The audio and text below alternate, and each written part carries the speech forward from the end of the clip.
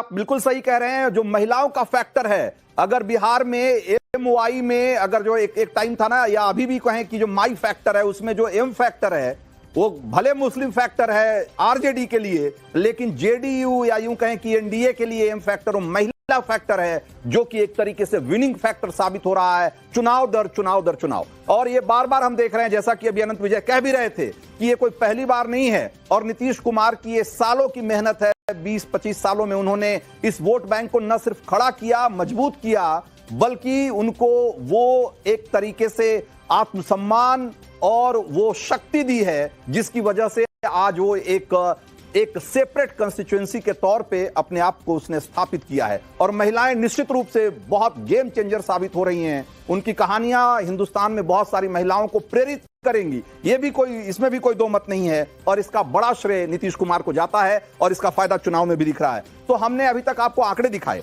लेकिन अभी हम आपको दिखाते हैं कि जो बड़े चेहरे हैं, जो सो कॉल्ड वीआईपी हैं, उनकी जिनकी सांसें अटकी होंगी, वैसे तो सबकी सांसें अटकी होंगी, लेकिन जिनको लेकर और या जिन सीटों पर नतीजों को लेकर के सबसे ज्यादा लोग चर्चा कर रहे हैं कि भाई यहां कौन जीतेगा, फलां जी जीतेंगे कि हारेंगे, जरा ऐसे जो नाम है, कुछ ऐसे नाम को देखते हैं। सबसे पहला नाम तो तेजस्वी यादव राघोपुर से चुनाव लड़ रहे हैं और exit poll, JBC exit poll कहता है कि ये चुनाव जीतने जा रहे हैं, चुनाव जीत सकते हैं। आगे जरा जल्दी जल्दी दिखाइए, समय कम है और बहुत सारे वीआईपी की जो कतार है, जो लिस्ट है, बहुत लंबी है। जरा देखिए, सम्राट चौधरी, इनके बारे में भी ये कहा जा रहा है कि ये भी चुनाव जीत सकते हैं और जेबीसी एग्जिट पोल कह रहा है कि इनको चुनाव जीतने में कोई बहुत दिक्कत का सामना नहीं करना पड़ेगा। विजय चौधरी जेडीयू के कद्दावर नेता हैं, ये भी चुनाव जीतने जा रहे हैं एग्जिट पोल के हिसाब से। आगे बढ़िए, जल्दी जल्दी दिखाइए, सराय रंजन से चुनाव लड़ रहे हैं विजय चौधरी। इसके मोकामा, जो कि कहा जाए तो ये इस बार चुनाव में सबसे ज्यादा जिस सीट की चर्चा और जिस नेता की चर्चा हो रही थी, वो यही अनंत सिंह है।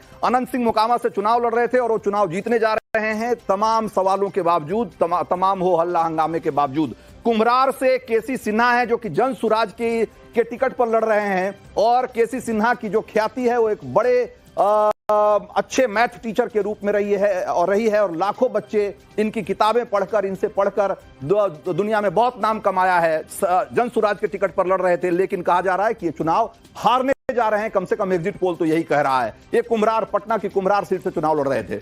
चलिए आगे दिखाइए। इसके अलावा तेज प्रताप यादव, जरा देखिए, तेज प्रताप यादव जो कि अपनी पार्टी से चुनाव लड़ रहे थे, इन्होंने अपनी पार्टी बनाई है जेजेडी, और उसमें एक कहा जा रहा है कि इनका तय नहीं है कि जीतेंगे कि हारेंगे, लेकिन फिलहाल जो आंकड़े आए हैं उसके हिसाब से लग रहा है कि ये आगे रहें। अभी इनको एक बढ़त हासिल है, इसी तरीके से जरा विजय सिन्हा, जो कि डिप्टी सीएम है, और आपने देखा था कि फर्स्ट फेज के चुनाव के दौरान बड़ी तू मैं हो गई थी इनकी और काफी चर्चा में थे उस दिन। ये कहा जा रहा है कि लखीसराय से जो चुनाव लड़ रहे थे उसमें इनको जीत मिलने जा रही है, एक मोबेश तय है, कम से कम एग्जिट पोल के हिसाब से।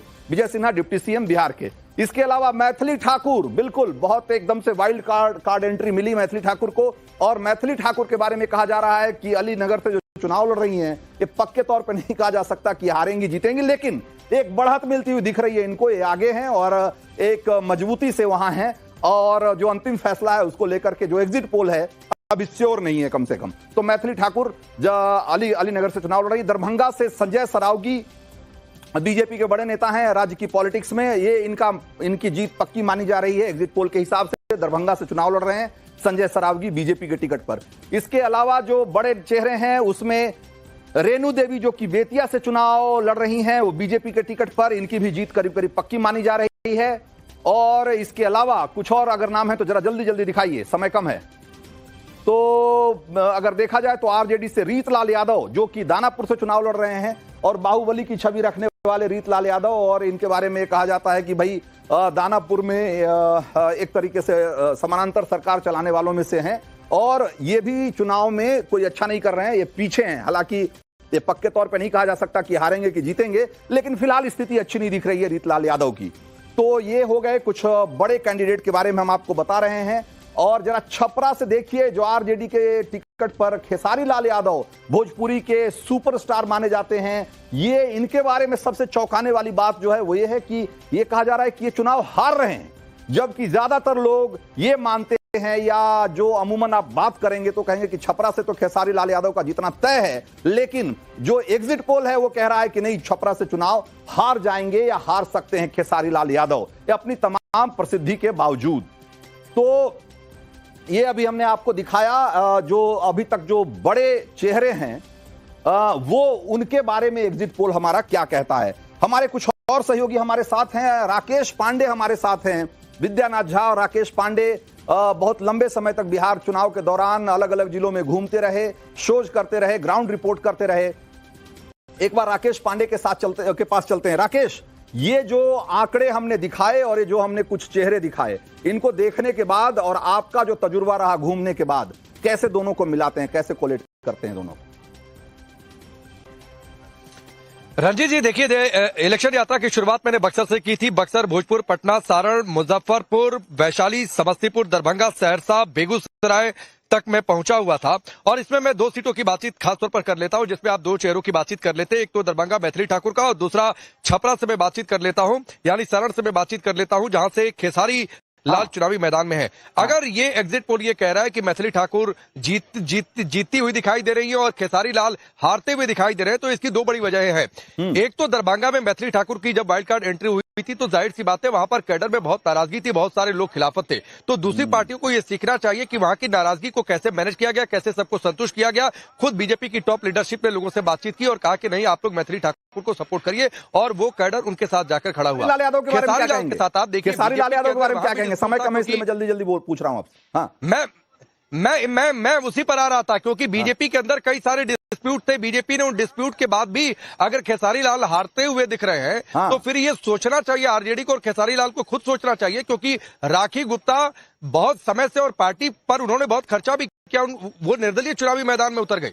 इसलिए मैं कह रहा हूं कि अगर खेसारी लाल हारते हुए दिखाई दे रहे हैं तो निश्चित तौर पर आरजेडी के लिए आत्मचिंतन का बहुत बड़ी वजह हो सकती है कि खेसारी लाल यादव जैसे इतना स्टार वैल्यू और सो कॉल्ड उनका गढ़ है, उसके बावजूद अगर चुनाव हार रहे हैं तो क्यों हार रहे हैं? बिल्कुल सही कहा आपने।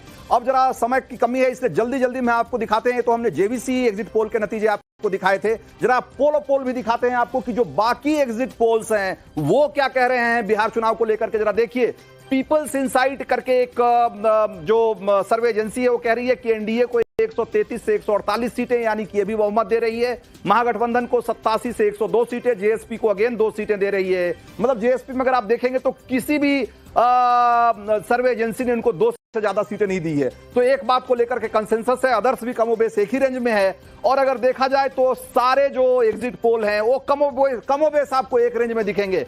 पीपल्स इनसाइट 133 से 148, एनडीए को जेवीसी पोल है हमारा, हमने 135 से 150, मेट्राइज का पोल कहता है 147 से 100। तो आप देखिए, तो अगर देखेंगे तो कमोबेश जो आंकड़े हैं वो यही कहते हैं कि इस बार नीतीश कुमार की सरकार बनने से कोई रोक नहीं सकता है। हमारे पास समय की कमी है और मुझे दीजिए इजाजत।